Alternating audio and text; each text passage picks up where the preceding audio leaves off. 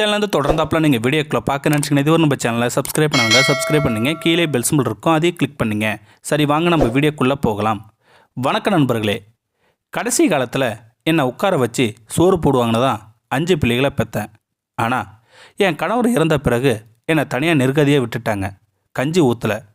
என் கைகால் முடங்குற வரைக்கும் எனக்கு என்ன கவலை, உழைச்சி சாப்பிடுவேன்னு வைராக்கியமாக வாழைப்பழக்கூடிய தலையில் சுமந்தேன். இந்த கனவு போல் 25 வருஷம் ஓடிடுச்சு.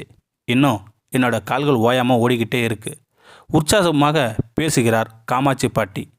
கரூர் மாவட்டம் புகழூர் ஒன்றியத்தில் உள்ள தோட்டக்குறிச்சியில் ஒரு சிறு குடிசையில் ஒண்டி குடித்தனம் நடத்தி வருகிறார் காமாட்சி பாட்டி. 90 வயது நிரம்பியும் உடலிலும் உள்ளத்திலும் திடம் குறையவில்லை.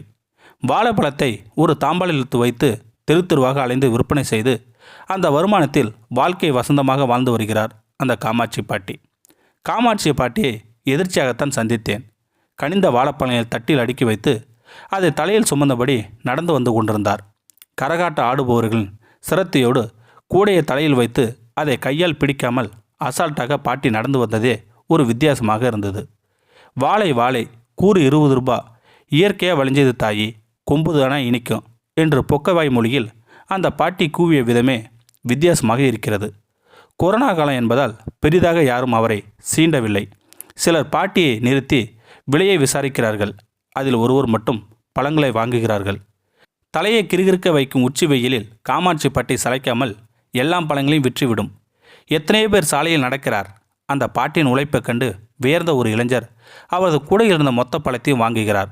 அனைத்தையும் விற்ற நிம்மதியோடு நிழல் பார்த்து அமர்ந்தவருடன் பேசினேன் நான்.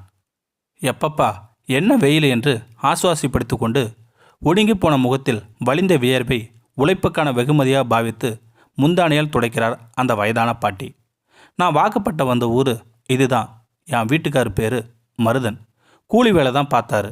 ஆனால் என்னை உள்ளங்கையில் வச்சு தங்கமாக தாங்கினார். சோத்துக்கு வழினாலும் வாழ்க்கையில் சுகத்துக்கு பஞ்சமில்லாமல் இருந்துச்சு. 2 ஆம்பளை பசங்க, 3 பொம்பளை பிள்ளை, 5 பிள்ளைகளையும் பிறந்தாங்க. நாங்கள் 2 பேருமே மாடா உழைச்சி 5 பிள்ளைகளையும் ஆளா தோலா ஆக்கினோம். எல்லா பிள்ளைங்களுக்கும் ஊர் சனங்களோட கண்ணடையாற மாதிரி கல்யாணம் பண்ணி வச்சோம். 25 வருஷத்துக்கு முன்னாடி என் வீட்டுக்கார் என்னை தனியாக தவிக்கி விட்டு போய் சேர்ந்துட்டார். அதிலிருந்து தனிமரம் ஆயிட்டேன்.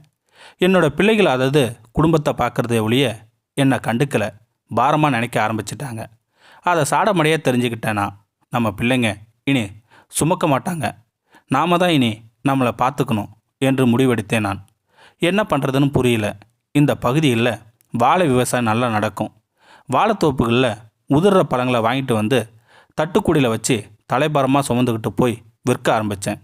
சுத்துப்பட்டில் உள்ள 10 ஊர்களுக்கும் நடந்தே போய் வியாபாரம் பார்க்க ஆரம்பித்தேன். அதை வச்சு 2 வேளை கஞ்சி குடிச்சிருவேன். பெருசாக வருமானம் இருக்காது.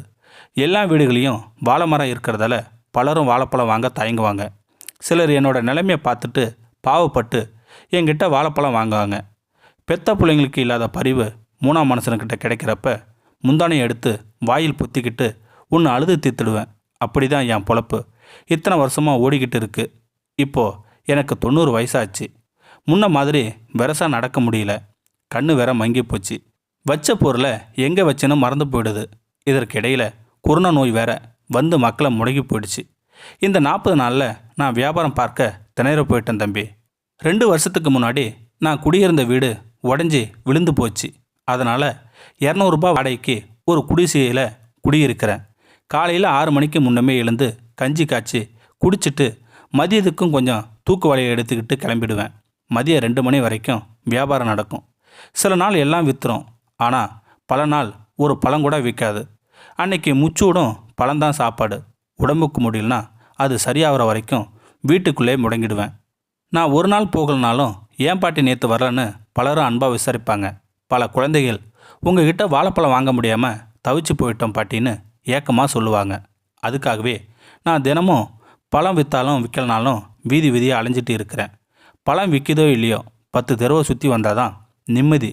என் கட்டை சாயிற வரைக்கும் இந்த அலைச்சல் ஓயாது என்று முடித்தபோது அவர் குரல் இலகி போயிருந்தது.